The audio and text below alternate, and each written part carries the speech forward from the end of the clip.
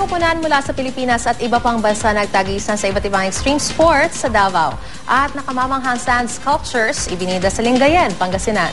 Yan at iba pa sa balitang hatid ni Jamie Santos. Kapag nasa beach, di mawawalang pagbuo ng mga disenyo sa buhangin. Pero sa Lingayen, Pangasinan, talaga namang kinarir ito. Mga naglalakihang sand sculpture ang tampok sa Pistay Dagat o Sea Festival. May higanting isda, pagong at perlas. May mala abstract. Meron ding disenyong lalaking yakap ang isda at katabing mga palayok.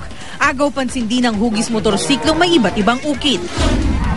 Sa disenyo at kulay, di naman papatalbog ang mga saranggolang ito. May tila bubuyog, dragon at mga malabituing saranggola. Lahat ibinida sa kite flying competition sa Lingayen. I'm impressed with how they make them, how colorful they are. Pagdating sa dagupan, ito naman ang bubungad pagkahaba-habang ihawan. Sakto lang dahil ang iihawin, mahigit 3,000 kilo ng bangus. Naging tradisyon na ito sa Bangus Festival mula nang masungkit ng dagupan ang Guinness record para sa World Longest Barbecue noong 2003.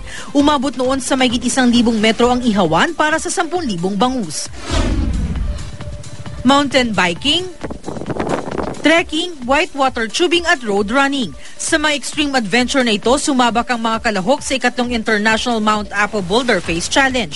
28 Pinoy teams at 3 international teams ang naglaban-laban. Bahagi ito ng pagdiriwang ng pista ng Kinaiyahan o Festival for Nature sa Santa Cruz, Davao del Sur. Jamie Santos, GMA News.